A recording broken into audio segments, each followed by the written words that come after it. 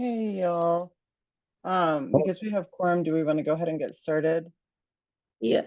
Yes, it's past 5:30 and we have a quorum officially. Oh, and Jenny, okay, that gives us all 6 of our active members. Awesome. It's happening to them. Great. Only 1 minute delayed, Mike. I'll note that. So the first item on the agenda is to approve the meeting minutes from July 14th.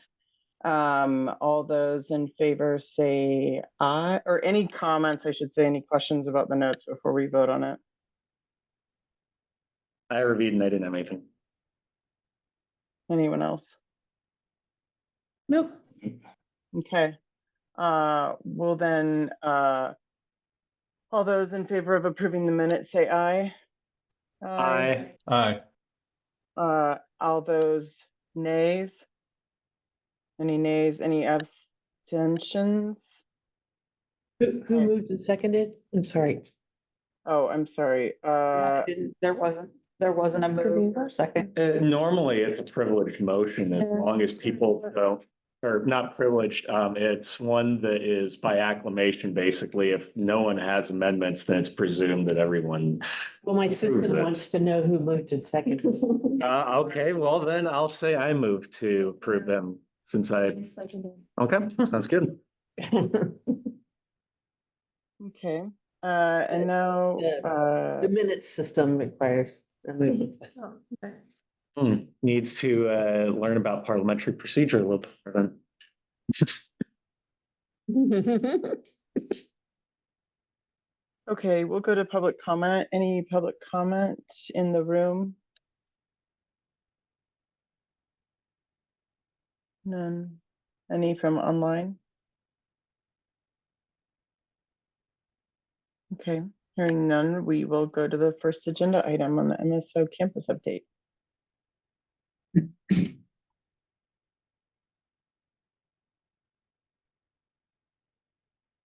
Oh, hold on. I gotta share. Sure.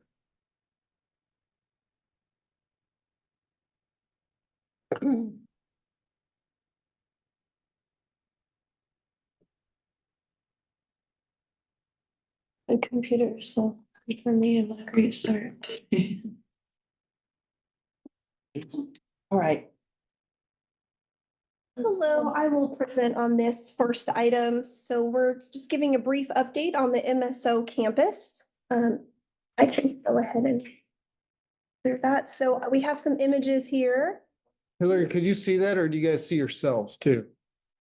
I see it. Okay. So work happening now. So the MSO campus is a phased project. We have phase 1, phase 2. Phase 1 broke ground in December. And so we are going to show some status pictures of kind of where we're at, but we are on track for completion next summer, move in by August. And phase 2 is currently in design and we'll be taking a guarantee max price amendment for phase 2 for the second building, which is solid waste and central maintenance garage, to the commission in October. So this phase 1 building, this houses administration, our tech group, tech and assets, engineering, construction management, transportation planning, all of our field, so collection, distribution, traffic, stormwater, all of them are housed here in this first building. So here in the last 2 months, we've really seen all the structural steel go up. A lot of the concrete slabs are done and we're getting into the roof decking. And we're seeing some rough-in for mechanical, electrical, and plumbing. We have a hardened area where our locker rooms are for storm, protection, storm shelter. And so a lot of that requires these concrete masonry unit walls. So those are going up. These are also around our warehouse area. We have our salt and sand storage building. So it is a separate building for that. And the footings and foundations are complete there. Our storm sewer, sanitary sewer, a lot of those utilities have already gone in. A lot of that was that early work that you didn't see a lot coming up out of the ground. And we're prepping for our precast to arrive within the next month. This was the mock-up we did, so these are what our precast panels will look like, but what that means is those exterior walls will go up very quickly. And then on the phase two, a lot of the site work is included, even though it's the phase two building of solid waste and central maintenance garage. So a lot of that clearing of that slab, crushing rock on site, that is happening now. And so what we have upcoming, as I mentioned in October, the guaranteed max price for construction of the phase two building. And then they're already starting to put design submittals together for both phase one as well as phase two. Both of those buildings are targeting LEED Gold. And that's in alignment with our sustainable capital projects policy. And just wanted to kind of share where we were at with it. Sorry, it's a pussy picture. This is what it was 2 months ago. And so you can see the difference. Yeah. Can you remind us where physically it is? I was looking at the skyline behind it and I couldn't make it out. So this is at the Venture Park site. Okay, So at O'Connell and 19th Street Okay. is basically where the entrance. so we're probably looking at like K10 in the south from there, is that? We are looking north right now. Okay, so that's So north. behind these Yeah. trees is 1500 Road. Okay. It turns onto 15th, Mhm. becomes 15th Street. Okay. Right. Just taking shape. So that one street that off of 23rd, you turn and you go, I don't know, past the Hershey, but then, it kind of, but before that hotel. Oh, Yeah. okay. That is- Yeah, so that's O'Connell Okay, yeah, if you drive along that, you can actually see it coming out of the, as you turn and before you couldn't 19th see it, but now it's high Mhm. enough that you can see it. so one of the things we're also looking at with this project is as we move out of a lot of the facilities there that are in the floodway and the floodplain at 11th and Haskell, the demolition of those and doing some of those early assessments of what that will turn into for the rehabilitation of that area. Could you say again, everybody who's there? Yes, so it's all municipal services and operations, but Okay. in the first building, it's everybody except, it's probably easier to say, everybody that's where I lost track, except is between our the buildings. treatment, Okay. because they're at our 4 treatment plants. Right, okay. And solid waste Okay, facilities and garage. okay. It's basically gonna be everybody else. Do you have any more information on plans for the structures that will be vacated? So obviously the ones in the Yeah. floodplain, I guess, at 11th and Haskell, are those gonna be demolished and they'll become stormwater channel park or something? Probably not habitable structures, right? Yeah, if they're in the floodway, the plan is to demo those, remove the underground fuel storage, clean up the site as needed through there Huge and area. restore that Yeah. Is all green of it in the infrastructure in that area. Because some of it, I think, goes really far back along the train tracks. That seems far enough from the creek. Is that still in the floodway or? I have no idea what the elevations are back there. Pretty low. Junior Burrows Creek floodway, That's where I'm. Yeah, that back lot, and then you get in, it can definitely get going when yeah, and there's then you get rain. floodplain across the street. Okay. Yeah, I should have put that map in there for location, but we do, on the city website for this project, we have, yeah, I can actually find it on there. You can view it on the city map. I'm just not super quick at getting to it. Mhm. So the only other structure that would be vacated would be the roads or whatever it's called at 4th and 5th and Indiana, is it something? That'll be vacated as well, and so will the building up on North Second Street that we met in. That one. Yeah, I forgot about that one. Okay. Cool. Yeah, so what's gonna happen to those? They'll go up for sale. Okay.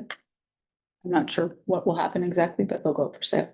This is probably outside of your guys' jurisdiction, but would there be an opportunity to use this as a city-led RFP to solicit development there for something else? Like, I don't know, affordable housing is always the one that comes to mind, but I think they did that with the parking lot fairly recently, right? downtown. I haven't got as far as actually getting proposals for what to do with it.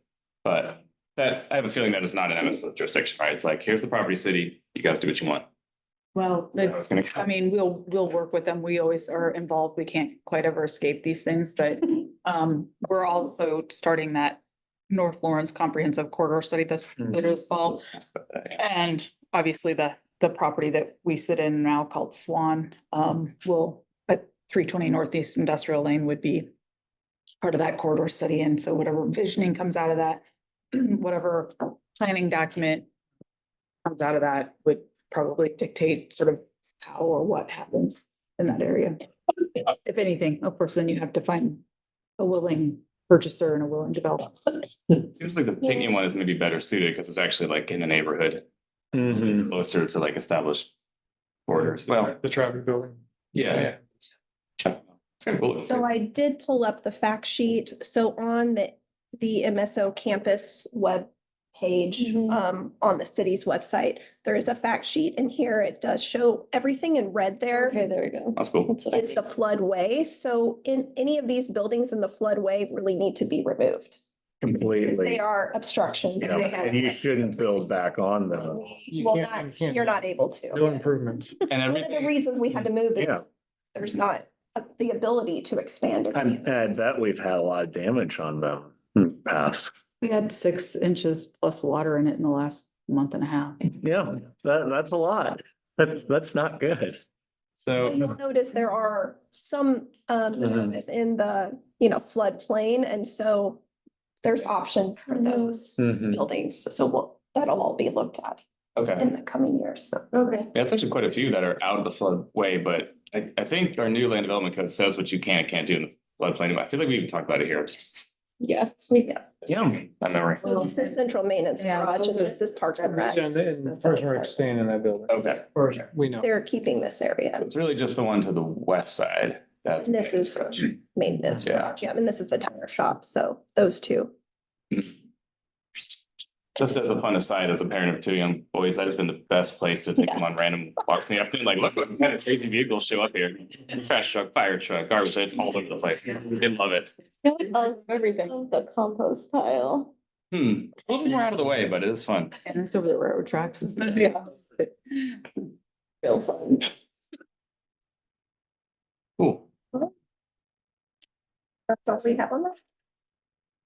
Hillary, anything more on that one? Oh, thank you. That was super, super informative. Thanks, Melinda. Hearing nothing else from folks question wise. Brian, do you have anything? Jenny? Okay, awesome. We'll go to the next on rate or utility rates.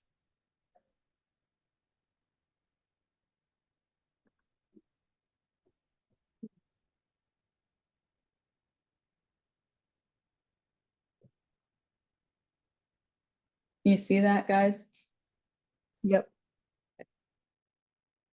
All right, well, we put together a couple of slides just to talk about how MSO develops the rates for our utilities. I'm calling it the rate making process.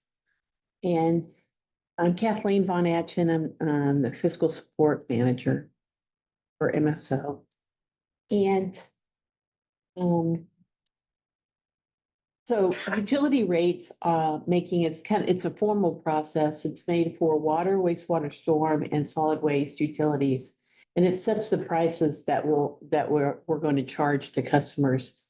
And, it's so that the utilities can deliver essential services at a cost that balances long-term sustainability, unpredictable natural forces, fluctuating operating costs, but keep it affordable as well. So it's a kind of a tough job to do. And generally how it's done is by developing a financial model, which is basically a souped up spreadsheet with lots of tabs, all right? Right? And the modeling is performed by an independent consultant who collects data from MSO, and then they independently develop the modeling based on our direction. So it's an interactive way of estimating costs and it proposes an appropriate rate to ensure the adequate funding of the utility in the future. So there is an economic dimension to rate making because it attempts to set rates at different or at efficient levels so that it's not competitive. Well, they're competitive, but not a monopoly. So we want to maintain affordability, but then also ensure that we have enough resources, collect enough revenue to meet our needs for the utility. And so rate making can be political because it's a product of determining the social necessity and so rates must remain fair across all the different classes of customers. But also rate making can be designated to serve other social purposes. So if we want to, I don't know, just encourage water conservation, then you would impose different incentives to do that. So although it can be that all the regulations and the politics and the economics, make it sound like it might be subjective, it's actually rate making is very technical. So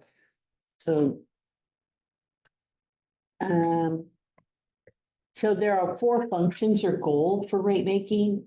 We want to so the first one is capital attraction. So what that means is that we want to set rates in a manner and form in which the credit rating agencies all have confidence in the rate making process and our ability to collect those revenues.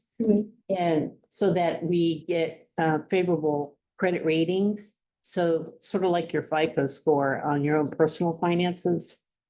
And, right. And so that then when we issue bonds, we pay the lowest borrowing cost. So that's what I mean by capital attraction. Also, for example, bond buyers or investment banks or or institutional investors, which are often insurance companies, they're looking for kind of a utility that's secure and stable. So oftentimes setting multi-year rates is the best way to go because that gives them more comfort, and that the more comfortable they are with the rate, with the revenue generation of the utility, the lower the lower the rate will be. So the other goal or function. Kathleen, can I ask a quick question? When you do your forecasting, for how many years do you do it? Yeah, it goes out about 10 years. But the actual rates are 5 to 10 years, but the actual rates are right now we're seeking multi-year rates. So those are for 3 years. And right now, the multi-year rate is really around water, wastewater. Right. We'd like to get to a point where we can do that with solid waste and stormwater, but we're in some transition periods with those and have some studies going on that we don't have that information yet, especially on solid waste to be able to even begin to move that direction at this time. But it's only water and wastewater that we issue the revenue bonds, so it's really critical that we have those multi-year rates on water. And solid waste are large enough revenue generators to be considered for revenue. So we use the general obligation instead of the revenue. Okay. Yeah, so the other thing is we want to ensure that we establish reasonable pricing. And so meaning that we maintain the affordability of the utility while keeping in mind the income level of the community, and then we want to create incentives so that incentive to be efficient. And that's one of the functions. And the another function or goal is control or demand control or customer rationing. And so it has to do with, for example, conservation efforts and, getting people to water their lawns less and that sort of thing. So They have different days. Not all Right. the same. Or correctly. So that's like education. Okay. yeah. Sorry, I was just gonna ask, is there a distinction between those last two? Because they look really similar, like being efficient with your resources Yeah. versus rationing your resources or controlling your demand, like that's all the same way to say the same thing, right? Well, so like I said over here, so a lot of times these goals kind of conflict with each other. So when prices are kept below market, then efficiency suffers, right? Efficiency of what? Usage of the resource? Yeah, so if you're not collecting enough revenue to meet your needs in one given year, then that draws down the fund balance of the fund or the financial sustainability of the fund. So the next year you have to increase it even more. Okay, And so then the interest, the rate you're increasing, like jumps a lot, and that's not efficient. so it's almost more like financial sustainability then for Yeah. the third. bullet, Yeah, right? Like, it's can we not keep it something- related to actual deployment of the service itself. Gotcha. Other than just as a charge of what you assign to people. Yeah. Okay. On the other hand, if the prices exceed the market, then the price just may not be reasonable. You jack it up 20%, that's not reasonable stuff. So, but generally the goal is to attempt to serve the interests of the utility customer and the public. So. Yeah. So what we do is we have, they do this every year. So even though some of the rates for water, wastewater are set by the commission for multi-year, right? Every year, though, we come back and review them. So, this upcoming year, when we go before the commission, it will be to reset the 3-year rates for water and wastewater. But in the past, we've often come back to the commission and showed them that, we've updated the model. In between those 3 years, we'll update the model for water and wastewater and present that information to the commission. Do we Just or know no? that we don't need any changes. Oh, Basically, right. if the model's doing what it model needs to do. then- Yeah. Yep. In any case, every year we form this team and it's for all 4 utilities. So, well, some members, like the solid waste one are, the solid waste managers are on that team. And then, but typically all these folks are on the team. There's the independent consultant, which we have 2 consultants that do this work. One is for water, wastewater, and storm, and the other consulting firm is for solid waste. So, and they've both been independently, RFP bid and, independently selected.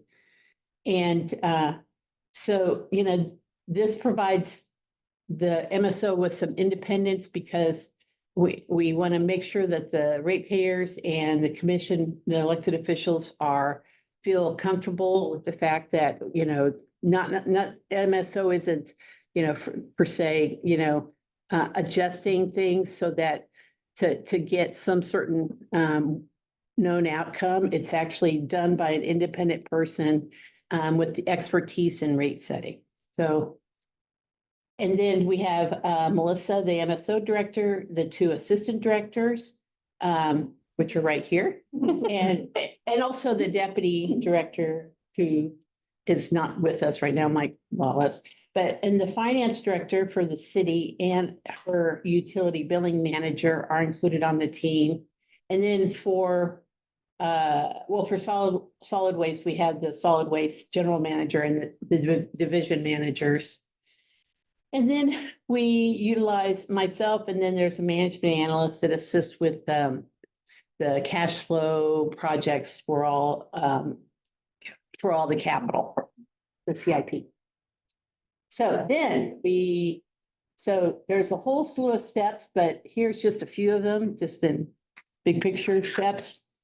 So the consultant comes in with this long laundry list of data that he's requesting from us in order to update his model.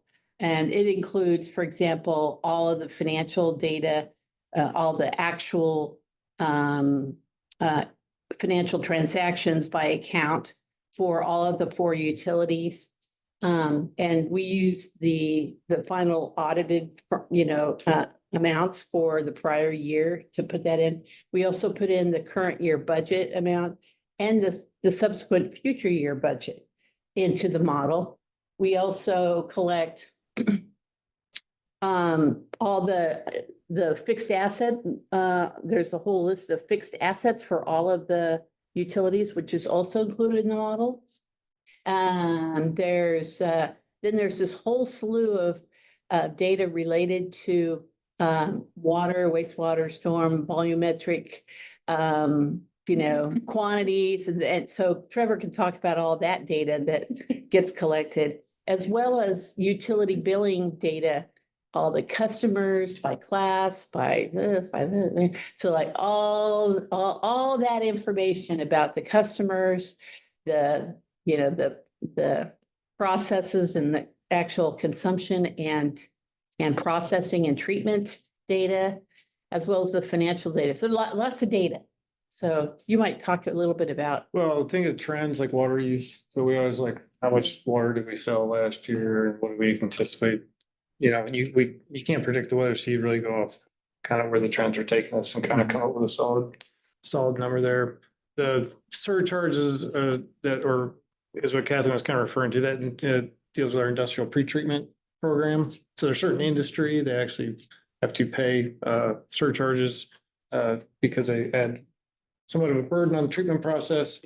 And so there's actually a calculation for how much we collect on that each year and what we anticipate on revenues. Again, it's a little variable by industry, but they want to know what we've collected and where we're going, and just so they have all the information to make decisions with. By pipe size and everything, it's pretty detailed. And then the other big part of it is what Melinda has, which is our CIP projects get plugged into the. That's a huge portion of the math. So we put the current projects in, what their anticipated cash flow is, as well as the upcoming CIP. And as it's approved, then we plug in the final if there's any adjustments made. Right. So there's a ton of CIP in these models. And all the detail has to be put in there. And we do it on a cash flow basis, so that even though, let's say a $40 million project is budgeted for 1 year, but actually we project when we think that money is going to get spent in the subsequent years over a 2-3 year period. Because we're trying to determine the cash needs of the utility. Yeah, if we put it all in the very first year where it's budgeted instead of spread out over 3 or 4, we'd be asking for higher rates than what we need. So. Out of curiosity, what did you guys do before the CIP program became well established, which is what, like 7 years ago? It wasn't that long, right? So I came to the city 13 years ago, and we had a CIP on the utilities department side. So for the water wastewater projects, we had a rate model and we had a CIP. Okay, I'm sure that's 5, 10, 15 years out. Okay. Yeah, sorry, I probably asked. But yeah, as a city, it was more 2017, 2018 when we started to develop that. Okay. That is a good question. Yeah. It's good to understand that practice has been changed and that we're, and expanding it and getting even better. Like we have the 5-year, which is the stuff that Melinda's group is worried about what's next, but then we're also looking out further and trying to see how things are going to stack up in the out years. Mm-hmm. So running models, like we currently have one model that we run that goes out to about 2040. To help with cash flows and understanding what's available and working that in alignment with, finance and things outside our department. So there's a lot of coordination that occurs on a day-to-day basis, hour by hour sometimes. I'm trying to think of what departments have big CIP budgets other than MSO. Is it pretty much just Parks and Rec and there's like a couple small beans here and there? Because Parks and Rec is huge, right? But other than MSO, which is probably the lion's share of the budget. Usually, if there's a larger facility project, so Parks and Rec might have a project, like their turf project was almost $1 million, right? So some of their facilities can be quite large, even if it's not a building. Mhm. And then fire, as we're looking at stations. So their own thing up there. And then Yeah, the so- police department, of course, says, yeah. Okay. Do you think that, I mean, at this point, it sounds like the 5, 10, 15-year CIP has been pretty well established for utilities, probably just here and elsewhere, I'm assuming. Are the lessons learned and the usefulness of that being adapted to other departments to kind of help them forecast as well? Because like the city currently has a 5-year CIP, which is a really good start, right?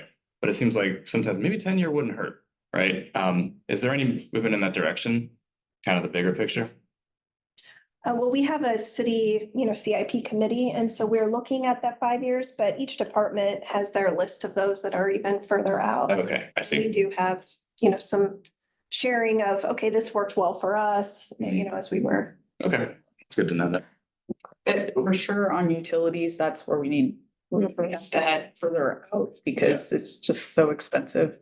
And the good thing is there's probably plenty of data on how often things fail and when they fail and what the expected life of something is, and especially with asset management, right? And we're getting better at that every day. Yeah, that's improved drastically in the last 5 years. But there's a lot of competing priorities, as you run into certain years, and so that's like. Yeah.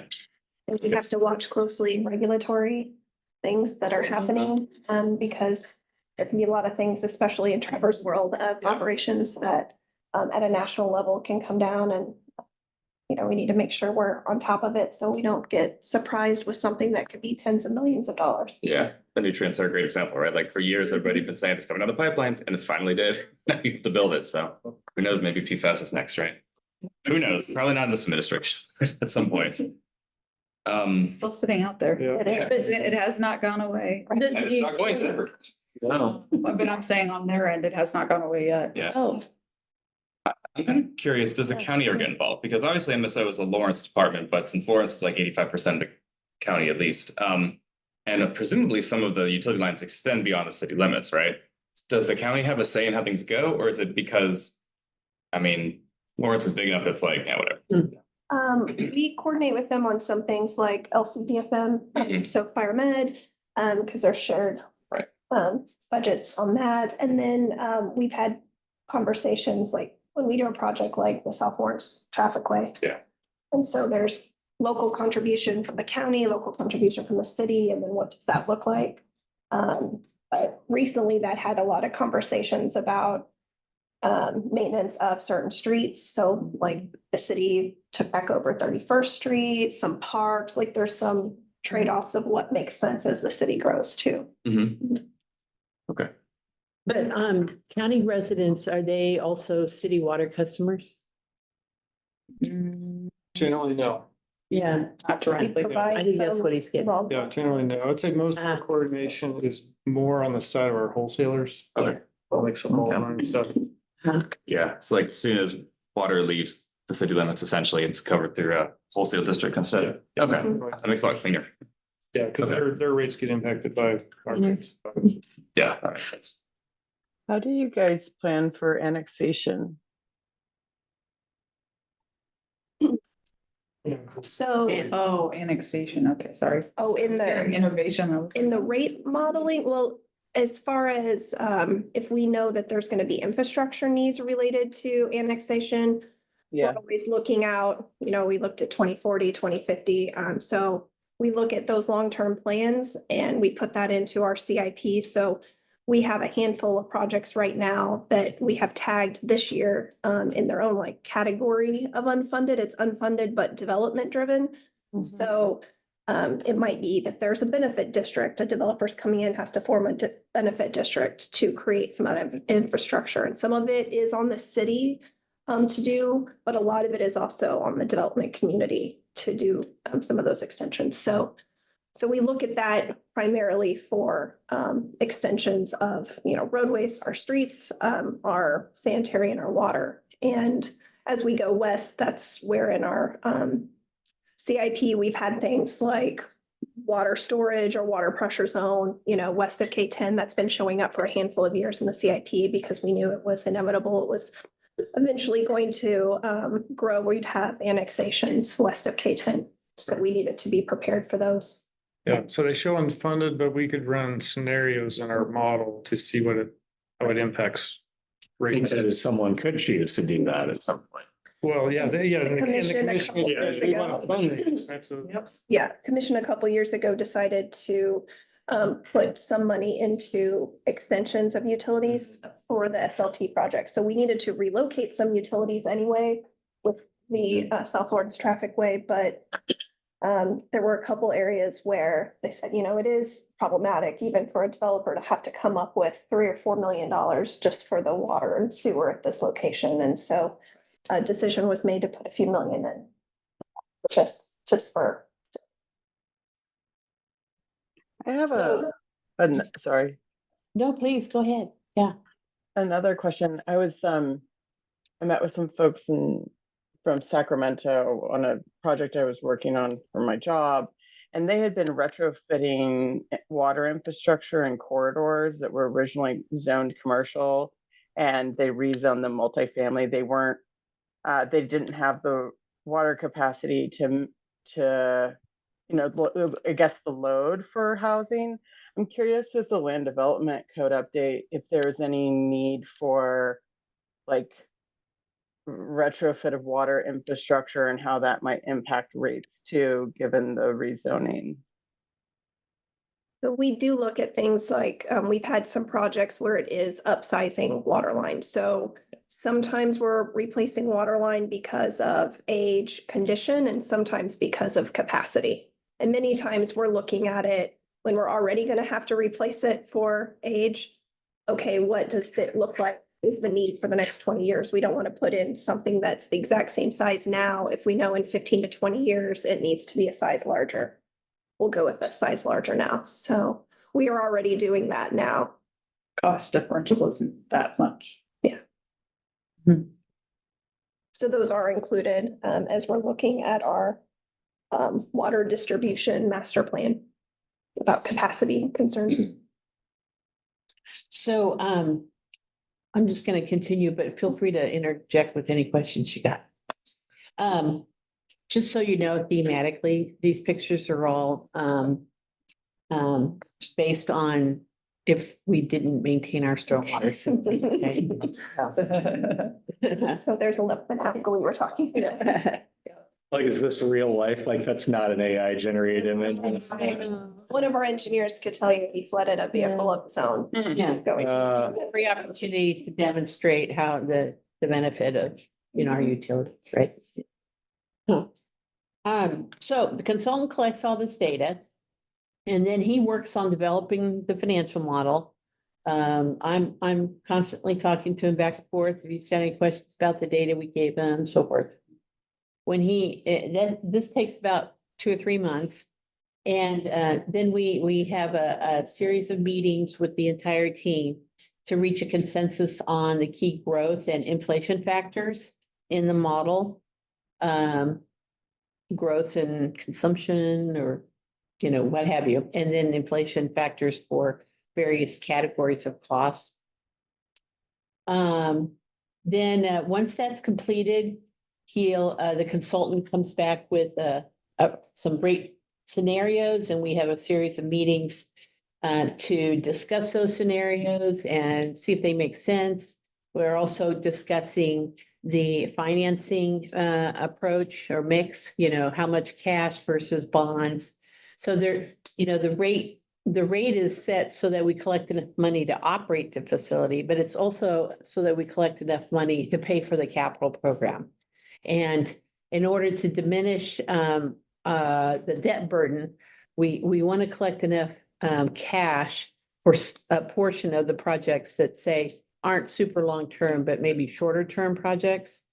Meaning that the useful life isn't that long, and debt the ones that have a longer useful life, because that's sound financial practice.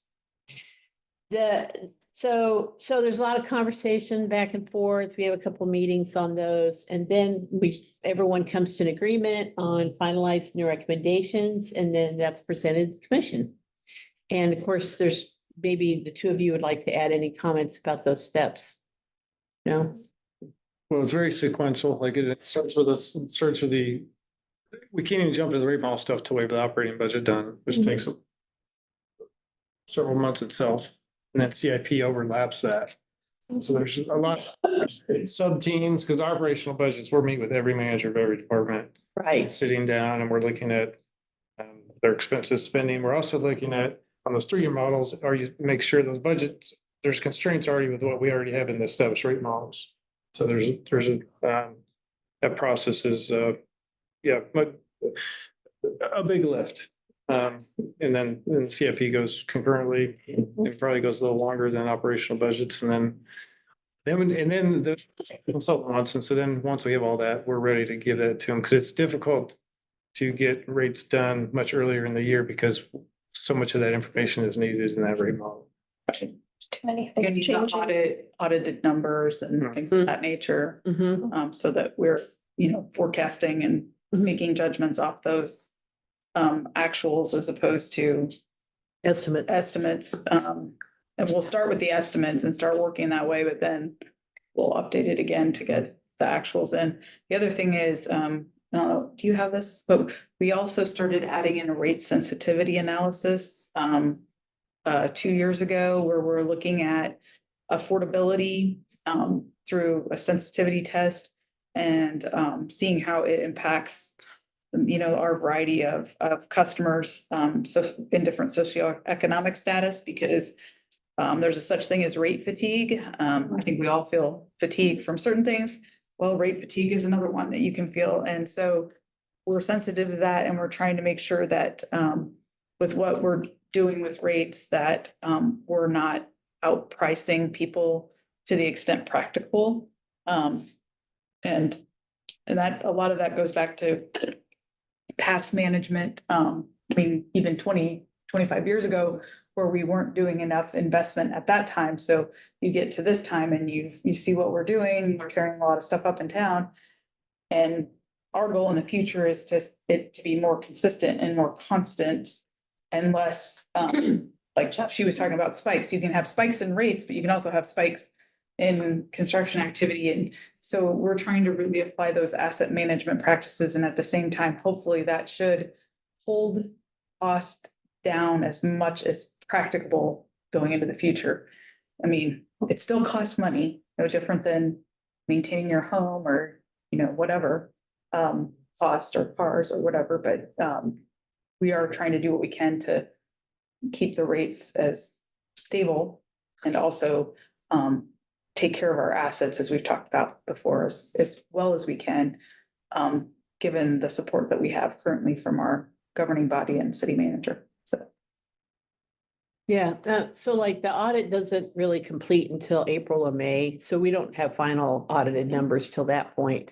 And then the budget process really doesn't really wind down until June-ish, so, or at least we, semi-finalized numbers in June or so.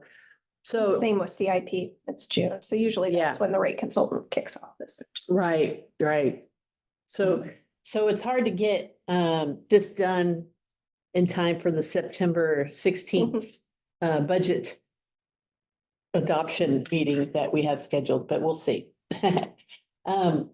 So some of the key cost factors, just a reminder, you probably already know this, but equipment repairs and maintenance, personnel costs, supplies and materials on the operating side, and then fixed assets and depreciation, and then all those capital projects.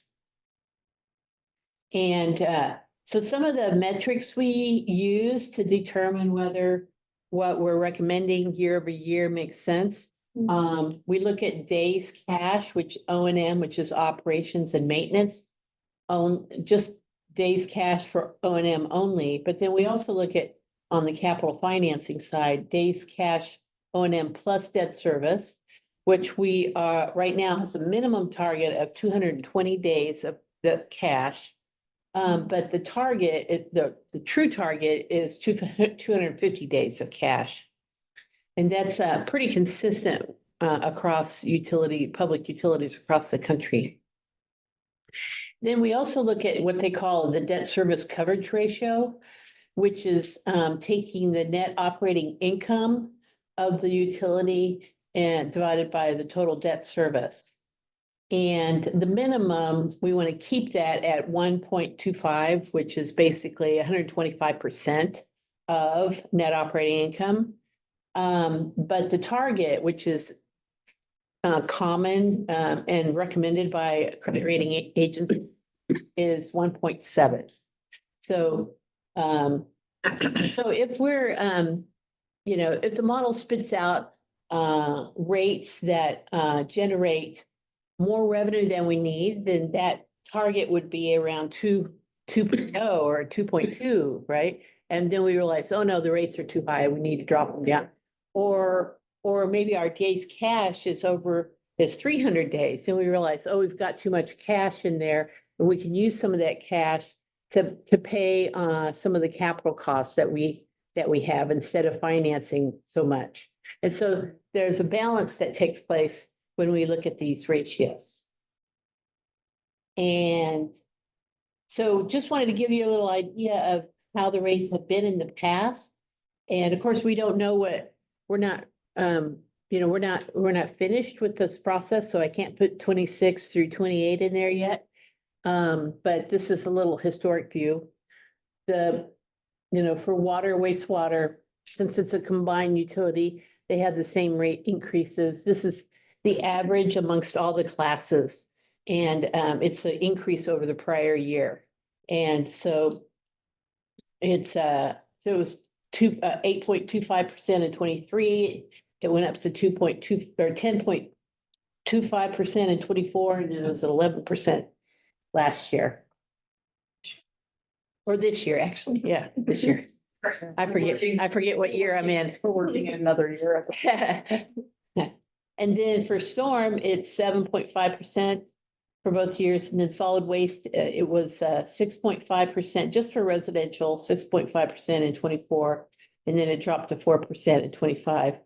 We anticipate it will be increasing in 26 because they will be incurring the costs of building that new solid waste facility in the campus, phase 2.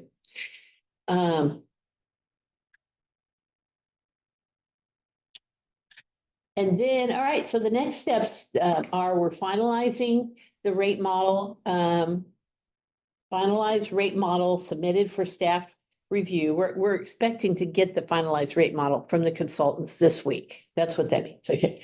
And then next week, where we have on Monday, we have 2 meetings scheduled for both water and wastewater and then storm to go over the model with the consultant. So the consultant will be talking with us. These are like 2-hour meetings.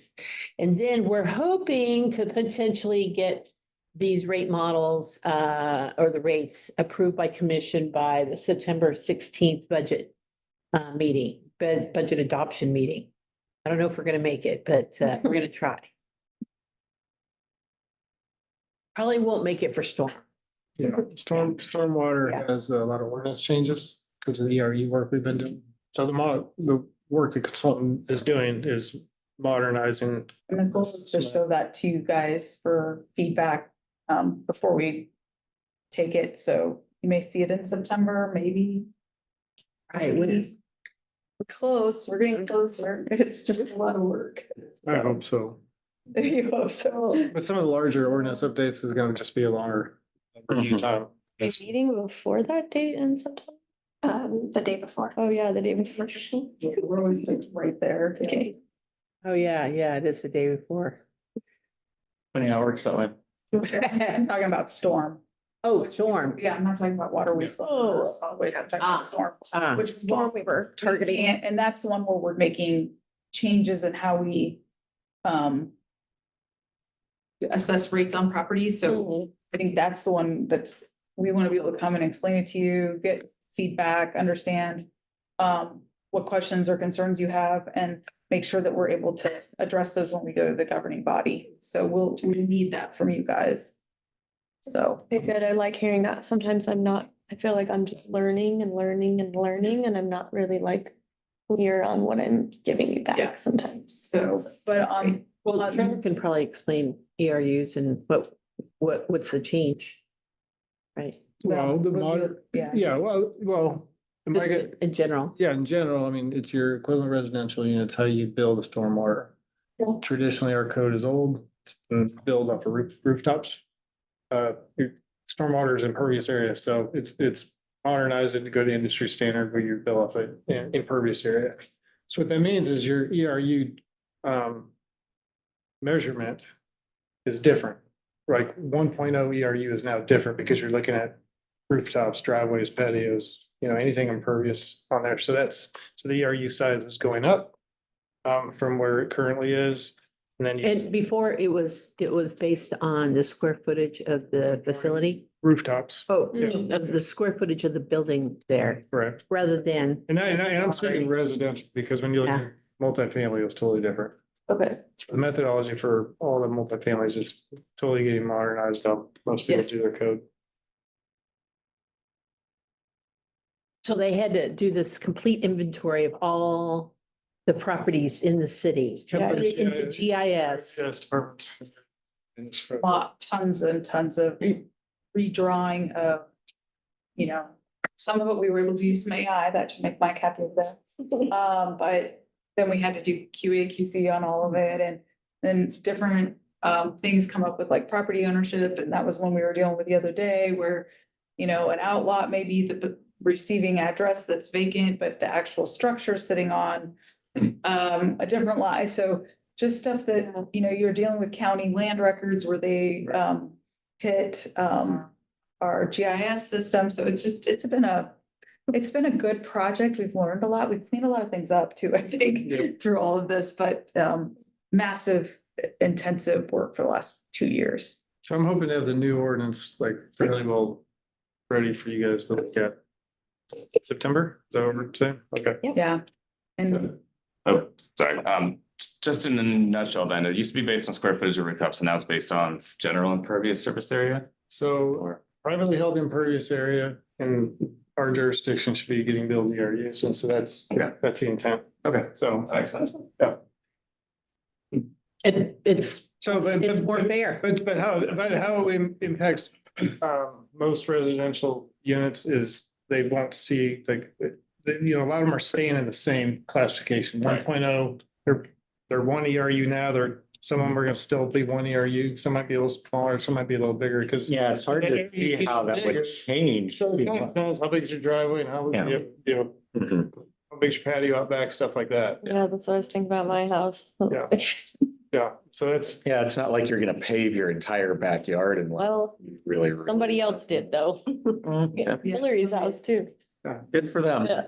yeah, Oh. yeah, that's your no is well heard. That's the type of stuff that some of that wasn't captured the original time.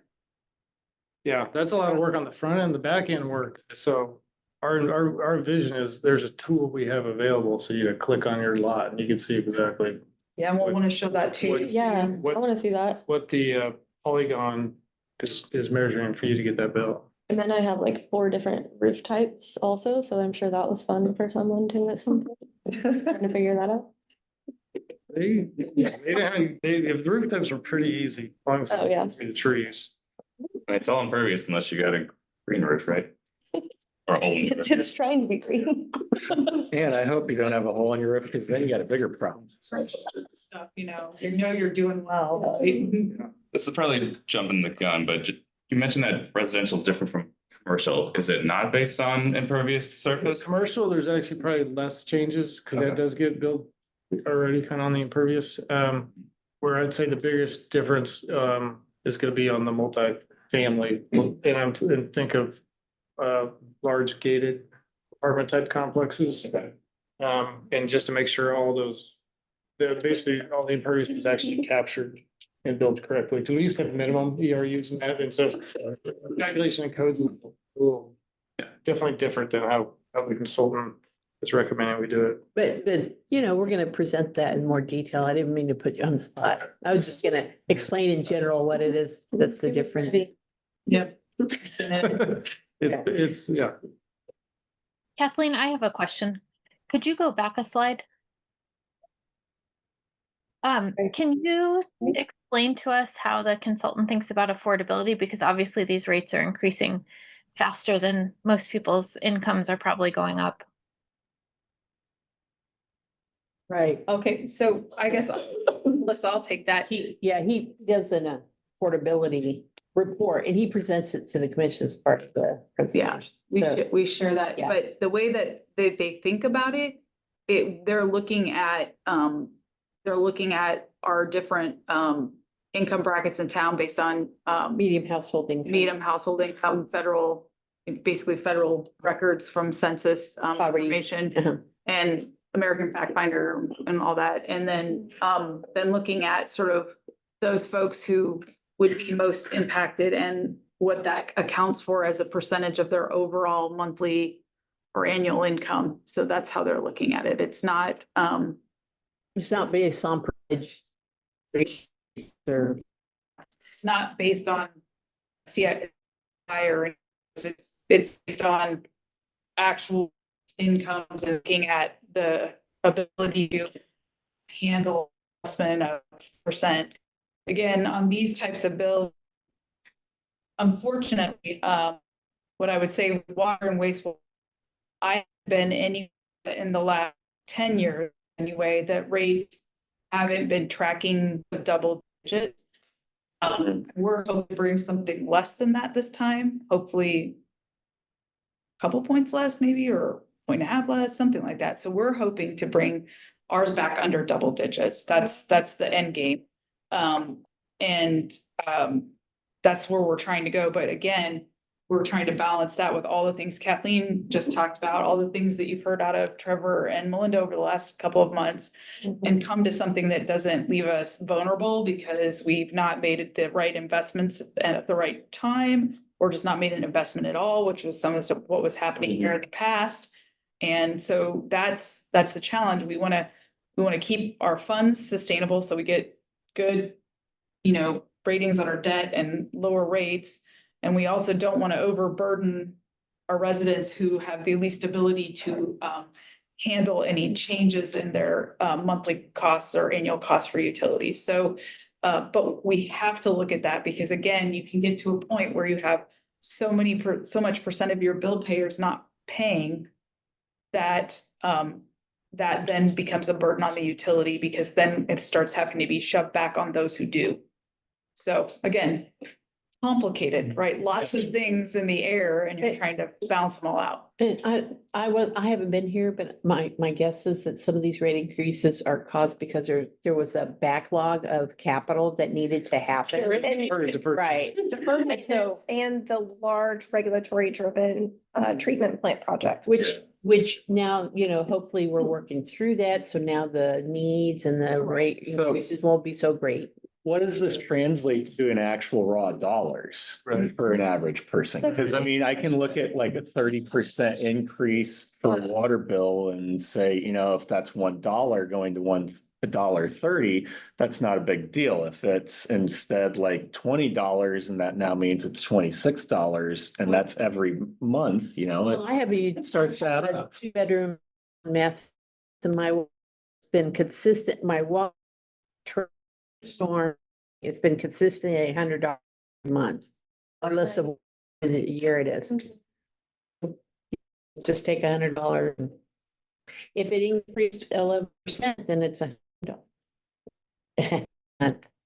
Yeah, so we're seeing on some averages in some of our prior presentations. I know Trevor to go there right now. Yeah. It depends on which utility we're talking about. It also depends where you are, all that stuff. But we can still come with an estimate on that and present that because that speaks to people a lot more than just bland percentages where you can't just mentally come to utility rates unless you have memorize them and have photographic memory. And it was The water change, like she was saying, her either it doesn't really change month on month. So like, I don't know, photograph. But you remember last year or before, because that's bizarre. You're saying that it was stable the whole time. I don't remember that on mine, but Okay. I'm not remembering 3 years back in the past on what I actually paid either.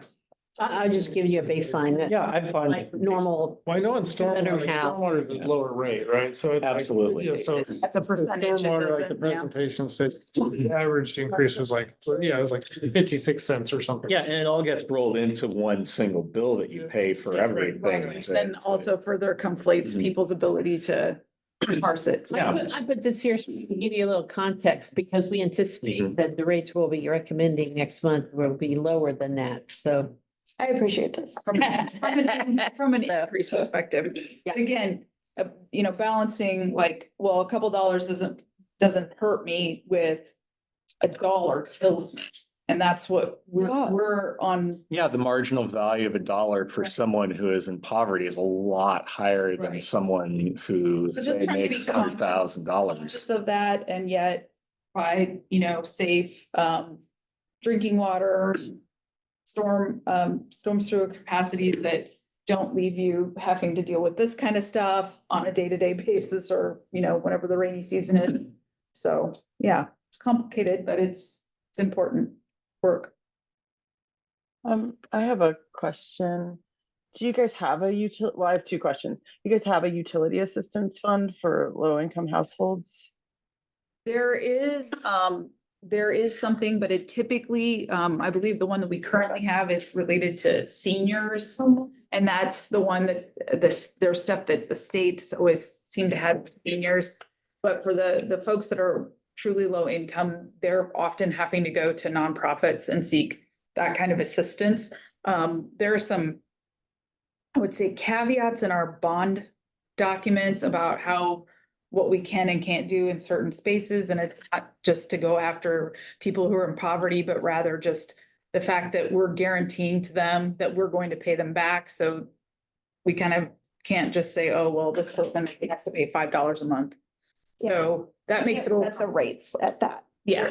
If there is any assistance, low income assistance, my understanding is that it either comes from whenever you make a donation, or it would have to come from the general fund. It can't come from the utility fund, making up that difference. Good point. because of how the debt structure, but Yeah. so anyway, that is a good question, Hillary, and that's why, things like people who, give to like some of these nonprofits here in town and they do have utility or rent assistance. That's why you'll see those sitting there where folks generally that are classified as senior, which as I get closer and closer to it every day, I kind of have to laugh at what that is. But that in and of itself has some kind of carve out in certain spaces within our utilities. So, but it's not just for poverty. Okay, thanks. My next question was about the debt coverage ratio. The slide said it was a target of 1.7. That's throwing off a lot of cash flow. Why is it so high? Credit rating is part of that. If you want to maintain like that AA credit rating, they want you to get close to that. Ours is less than that. We are not at that target. We're above the minimum, but not at that time. Okay. And that also goes back into, again, how much do we think that the public can handle? And, it's a balance, like, we'll go back and forth internally on that, and our finance director will have an opinion, the city manager might have an opinion, but then the governing body ultimately is confronted with these decisions on, how far they want to go setting policy in and around those type of coverages. So. Yeah, it's just interesting because it's like, is the bond investor acting as the permanent loan lender then? And they set that DCR target? I guess I don't know why, there's not, well, how's the debt structured? Yeah, well, so the debt service coverage ratio, right? It takes the net operating income. So that's when they say net, they mean operating income minus operating expenses, right? And so that is like basically the residual leftover, right? And that residual should be sufficient to pay the debt service, right? Or well, if you're including debt service, then it's after debt service. So that residual actually goes into what's the day's cash, right? So if you keep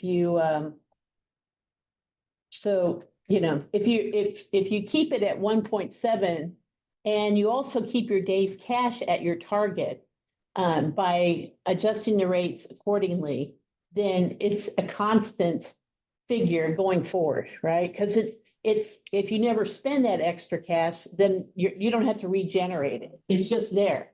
So it's sort of like your fund balance, like in your checking account. And yeah. So it's sort of one of those one-time boosts that you do way back when, and then you just try to maintain that level going forward. I don't know if that explains it. So it's a cumulative thing year over year.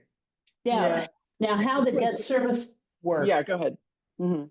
So, so we go before, the rating agencies, right? With the presentation of the viability and and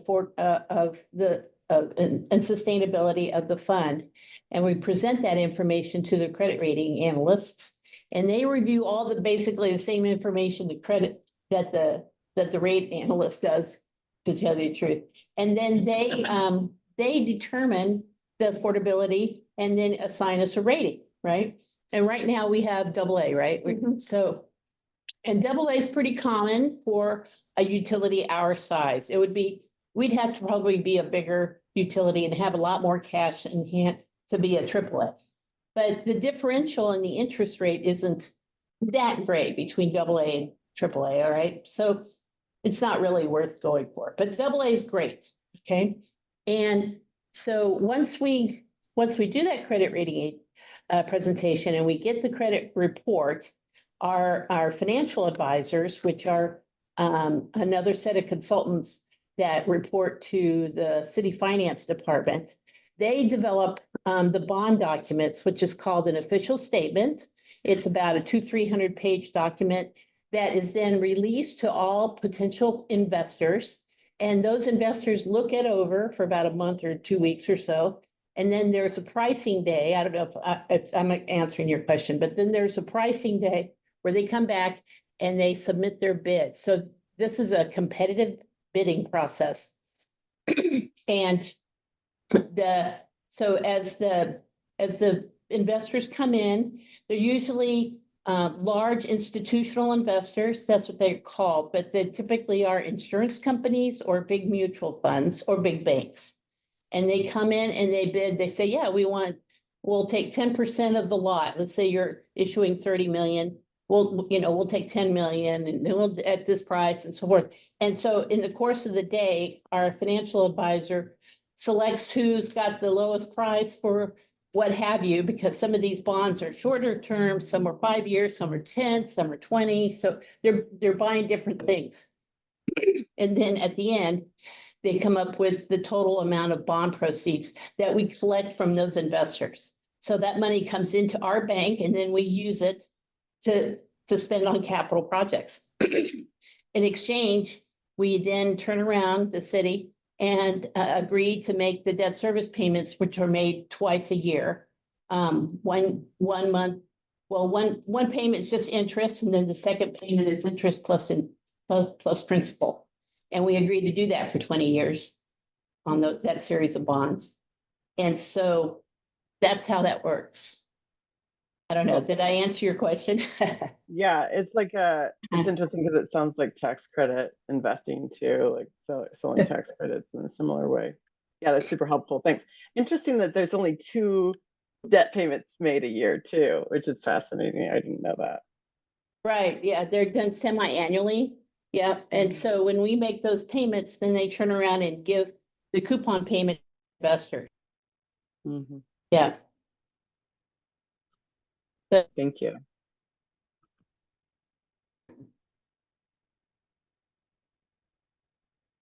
Any other comments, questions? Couple of questions. I guess one with multiple parts. So the fourth bullet point, Kathleen, that you showed, it's times rate setting to achieve demand control to try to incentivize behavior, incentivize bad behavior as we could. And we were a couple things that were like industrial, and obviously kind of generators pay a certain amount, assume like per kilogram per liter or pounds per day, right? And then water use, that changed ago when it was rated to be based on a baseline winter usage, I think. And then there's like different tiers above which you start paying more, kind of like a tax bracketed. Block rate. Progressive. Yeah, block rate. And then we just use. So pretty good examples already of what that looks like in practice. I was wondering of a couple of other things I've been kind of tossed around in my head. I don't know how realistic or if they're even done anywhere else, but like trash versus recycling. So both cost money because you guys contract with HAM, I'm assuming, right? To actually like process the trash and landfill and process the recycling. I think I've heard somewhere that single stream recycling at the consumer side, or I guess producer side, is easier to get higher participation, but also costs a lot more because you can't do as much with the stuff that's recovered. I don't know if that's true, if I just read a single article and said it's gospel, but is there an incentive to maybe get back to source separated recycling that would maybe cost us less, but Let us. it'd take a lot of bins, right? Right, so right now we have, and we haven't done anything on this, have we? There's a plan. Just getting to it. Right. We're in the middle. We Yeah. finished the fact finding Oh, okay. stage on the solid waste master plan. And we're now at a point where we have the data, information that we will be starting to figure out what our community outreach conversations are. So we have a survey that's gonna go out. So we've been in conversations about what questions end up on the survey. We also have some focus groups that we'll be setting up, and then one-on-one with some different users. Yeah. So understand that's forthcoming. And your question is a good one. Good start. The fact of the matter is that if it's separated, yeah, but the only difference that I would say is with the system that we have here, if it was actually all clean, i.e. no food debris in there, people weren't throwing garbage in that didn't belong in, we just put a social out on this today. If people were actually doing what they needed to do to have us have a really good outcome up at the MRF, which is our materials facility up there, off of 2440, then it would be a different situation, right? When people put single-use plastic bags in there, it gums up in the system. I mean, I can go on and on and on about all the stuff we've seen. We've seen, well, what was the latest? We've seen garden hose recently, Chainsaw. Entire chainsaw. An entire trampoline. entire trampoline. Recyclable? Right, because people. Did they have to like break down the? I'm sure they It's did. broken down. Yeah. That's the way I understand. But we're not set up in that way. We're really for household, not whatever you're storing in your backyard, that kind of thing. So we're looking at all of that, and it's kind of, I mean, this is an 18-month in-depth process that we're going through. Back in the spring, up at the building that I office out of, we had people in for over a week, and we went out with our routes and we picked recycle up off of every route in some kind of randomized fashion. And they literally picked through these randomized collections of recycling How clean it was. to see how clean it was and what types of things that were in there. And they also did that with trash. So we did an entire waste characterization study. These poor people, man, they're tough. And we had great weather, thank God, because we had the garage doors open. It was nice in there. I can't imagine if they were doing it out there this week. One, we would all be smelling it, and two, it would just be horrible. But we have a lot of food waste. It's what we're finding. And Is it recyclable? well, that's not just in general in our waste stream. Right, but we also get contamination within our recycling related to food waste, like you dump the glass in and you left the jelly and that you couldn't get out of the bottom and you didn't rinse it out in the sink and dump it. So it's that kind of stuff that we deal with. And, some of it's consumer education or customer education. And then other parts of it is there other things we could be doing, like you're saying, that make it better? I contend that there's probably a yes and what that ends up looking like, I don't know, but I'm very curious to see where we end up at the end of this process, because I don't have a description of the outcome. What I do know is that there are things we can do better here as a community, and what that ends up being for our community, it will be interesting to see. Yeah, I'm amazed that we would have to release a notice to people that, sorry, you can't dump a chainsaw in recycling, but. Actually, to be fair, it wasn't the whole chainsaw, it was just the chain. Change. Okay. Still not. And again, I laud the interest in like metal recycling, but I think that may be something that we have to look at is like, is that a big deal? And is it something that we give people access to, a third party that they could take stuff to? On Trevor's end, he deals with household hazardous waste, right? And we see some probably very interesting things that come in there, and that's also incorporated in this study as well. But I think the food waste is gonna be the single biggest thing that comes out of this, because like 35% of our waste stream is food waste.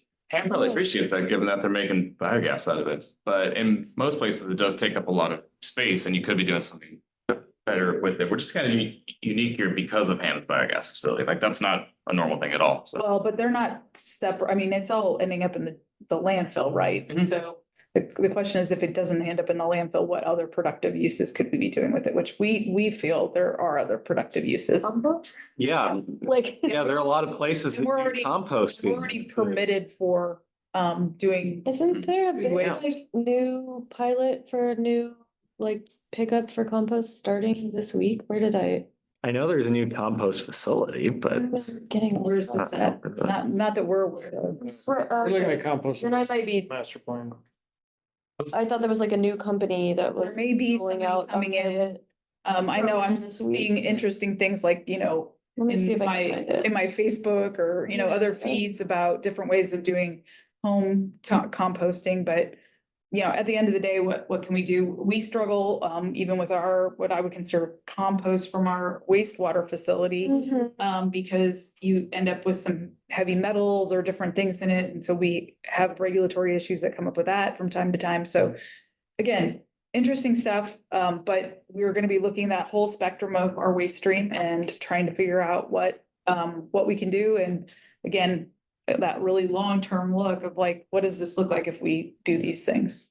One of the components that I noticed was conspicuously absent from the list of options you gave was enforcement. I mean, if you have the ability to randomly check stuff and if there are rules that are being broken, does MSO have any? The answer is yes. Awesome. We do have the ability and we tag people and stuff, but again, it's like, if you look at the last 2 weeks. Mhm. Ask me if we sat and did that on every single stop. That'd be one way to raise revenue. Well, Generally, we would still be on the first street. I mean, that's the problem, right? And It has so to be randomized probably, right? It's one that's totally obvious. They basically just call the trash truck to come dump it. Yeah. Because they don't want to recycle. but those are things that we're looking at as part of the study, is like, how are we as an Mhm. entity responding to these things? Because in part, we're socializing people for bad behavior, right? So that's been a long-standing Yeah. behavior on the part of the city when it comes to dealing with things that are what we call trashed out recycling. Right. So yes, a lot of opportunities, but we're trying to work on that That's more good. education and Yeah. and then, the big brother side is always our last ditch. Yeah. Yeah.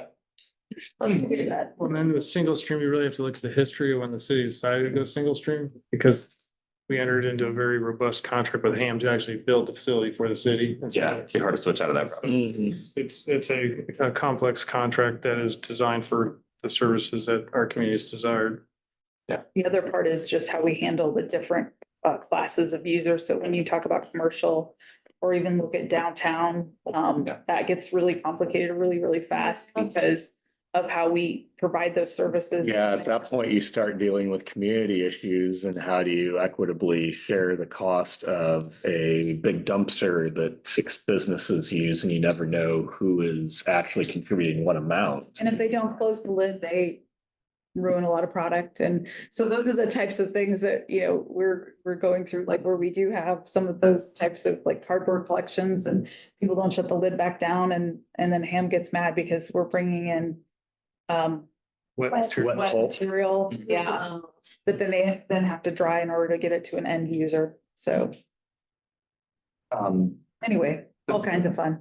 It's really good to hear, and I'm very excited to hear once, I guess there is more to report on that, because that's one of the projects I've been very interested in, is solid waste stuff. Well, additionally, the state is doing a solid waste master plan, and one of the landfills they chose to get information from was Ham's. So we're very. And the county's doing their own, Seeing that as well. county's doing their own solid waste update as well. The other one that I was thinking about in terms of, I guess incentivizing good behavior and disincentivize bad behavior, it's not even really behavior, it's just more like fair is fair. So obviously, most utilities, you do pay per consumption for the most part, but there's probably a base level that everybody pays into for the infrastructure, right? But the more product you use, the more you pay for it. That makes sense.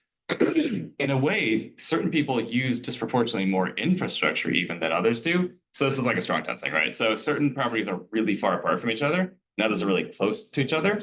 Those people aren't utilizing structure. And it seems like it would be fair to charge them appropriately for what they're using versus just the product that they're using, right? So like if you have 100 linear feet of concrete versus 12 per person, you should maybe be charged differently. So I don't know if anywhere even does that, if there's even a precedent here or abroad. I've never heard of any rates. Well, I can tell you the story of when it didn't work. Okay. It's called the story of the street excise tax in Mission, Kansas. You can look that one up. I do want to look it up. It went It went really bad. And what that was is like trying to find a way to, you know, be able to pay for streets and stabilize Yeah. revenue. They tried to enter it into a street excise, which was again about your linear feet of frontage, so to speak, that you would then pay in at a set rate. I believe the state may have struck it down. You say it was in Mission? Mission, and Okay. it was probably circa 0 to 10, Okay. somewhere in there. If Long I ago. remember. Well, I'm constantly, that was, so. But I guess I have kids, that remind me of that. So they weren't alive. I think that's one that was an example where a city get creative in that way, Yeah. and city manager at the time was very progressive, and they just got smacked. Driveway tax. Driveway tax, there you go. Very interested in this. I remember when Maryland came up with something that people against it were calling the rain tax. It was essentially like stormwater is based on modern ERUs, right? It was like, oh, they're taxing the rain now, like. We'll spin anything to make it sound stupid, but anyway, okay, well, that's good to know. It's really what we're doing, but you know. Sure, I mean, yeah, We're, rain has to go somewhere. So yes. this is fascinating. That's what I got.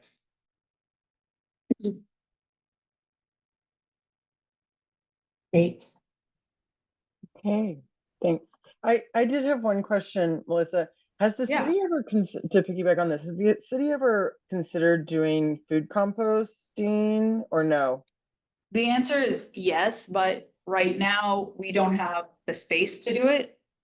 And it would require more infrastructure in the terms of solid waste infrastructure than we currently have, or we'd have to look at the model of how that would be delivered. And that's part of the solid waste master plan, is looking at, if we were to do that, how would we best go about doing that and what would it look like? And again, all of this stuff, depending on what we're able to do with it at the end, can have, you know, revenue and expenses associated with it. And, you know, that's what their Burns and Mac is looking at for the city as they move through this. Yeah, that's part of the solid waste master plan. We have done a pilot. And instantly solid waste is actually not covered by connected cities, guys. Yeah. But we're gonna cover it because It's with it's with an MSO, and we do think it's part, a lot of Yeah. it does make strong welcoming neighborhoods, but Yeah. I think at the end of the day, there's that other component of it that goes back to our connected city charge. So Okay. What is it? What is solid waste covered? strong welcoming neighborhoods. That outcome. Okay. yeah. Any other comments, questions, concerns, last minute things? All right. We can go to the calendar then. Can we do commission items and staff items first? I don't think that's even still on the agenda anymore, but Yeah, we can do that. I guess it's maybe a bigger question. Like, is that something we want to add back in? And, you know, sometimes we actually have stuff to talk about and sometimes we don't. I don't know if we can even change this or if it's covered under the ordinance that formed this commission or right? Probably have. I mean, I would assume that we're all board members. We can bring up anything that we want to, that we think is within the remit of the board at an appropriate time that isn't interrupting anything else. I guess technically it could just be included as a standing agenda item as just. And what are you wanting to do with that? Maybe I'm just. So it used to be for staff to update anything that was just like small beans, like, hey, by the way, this project is going into design phase, cool. And for commission, it was anybody who's involved with steering committees or other kind of ad hoc committees to do a quick update on like what's going on with Vision Zero, how about the bike plan, what about the Lawrence Development Code, stuff like that. When we had a lot of committee involvement back in 2024, it was useful to have that to kind of keep track of all. And they have to Yeah, we should- authorize committees now. I don't know. So any subcommittee has to be authorized by the I government. mean, subcommittees do, and then there has to be some minimum number to put on a subcommittee, because if you put too many people on it, you get a quorum and then it falls prey to coma rules, that kind of stuff. Mhm. The other use of commission items was for people who were not chair or vice chair to bring up an idea for a future item to talk about. Sometimes it was like even just like a reflection on the meeting, like somebody had a protest vote and they wanted to explain it. It had a lot of uses, and sometimes it was quite quiet. Sometimes it went on for another half hour. So I mean, Well, let me check with our clerk and just make sure that that's something we're allowed to do. yeah. I don't know. Yeah, I thought we were just bringing stuff up if we had stuff to bring up. I didn't realize there was like a process that we had to approve to do that. Yeah, I think if we were to add it as like letter D or F or whatever, it would definitely have to go by whoever, the governing body is. But Huh. if it were just added as an agenda item, I can't imagine them breaking rules. Because, I see. C is still C, right? But just, Yeah, where? I don't know, just an idea. Just a standing agenda item that's called what? Staff items or when that's. Staff item. Other staff items, other commission items, Oh. you could separate them out or do 3A, 3B, something like that. And then it's just whatever, it's the milestone in our time to bring up anything that's where we feel it fits into the agenda. And if we don't have anything, like you said, if it's quiet, then just means we don't have anything for that month, and maybe next month will be more lively. The only subcommittees currently running right now, the bike plan that Jenny's on. Is anyone else on any of the other subcommittees? Whatever happened to Vision Zero? Is that still a standing committee or is that? We haven't, I mean, after the action plan was approved, we haven't heard anything else. Okay, cool. That wrapped up with the approval of the action plan in June. Okay. There were a couple of staff related things I was curious on. What's the status of the North Lawrence Corridor project? Melissa, you kind of hinted to that it was getting started. Right, it goes to commission. We just got it September second for Oh, okay. approval, and then they'll start appointing folks to the task force, task force. What's going up for approval, like selection of the consultant or the scope? The consultant agreement. Yeah, Okay, yeah, it's just a finalization of how things are gonna be done in what order and when we pay them for what, okay. which has been a lift. Yes. Yeah, it's been a while since we last heard about this. There must have been a lot going on in the background to make that happen. Yeah, and a lot of really busy people that were supposed to be the ones that are interacting on it, so, yeah, not helpful. And then there's something about a raise grant that we talked about earlier in the year that was a big bucket item. It's possible that you've already updated some. Actually, something's just going to commission on that. Well, no, we just had it. We did not receive it. Okay. Receive it. And we're in the process of, That a few weeks ago. Okay. and we're in the process of finding out what we can, a debrief from Okay. the, grant, folks. It sounded like kind of a moonshot, if I recall correctly, like a $3 million grant, like something huge, right? It was 21 million and it wasn't a moonshot. I think Oh, really? we probably might have got it a year ago. Interesting. Yeah. But instead, only one was Set, it was like $250,000 one in the state of Kansas and somebody I'd never even heard of, which was, I mean, it was small. Okay. Yeah, makes sense, unfortunately. So, yep. Yeah, And I a mean- lot of them, like in the Midwest, there was very little sold out. So, Okay, so it's not really a Lawrence issue. It's kind of outside of anybody's control, really, at this point.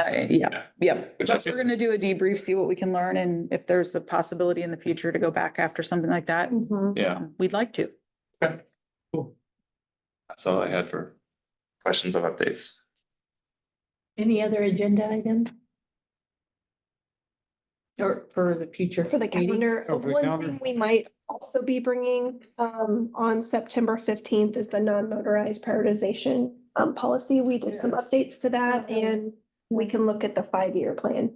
Also.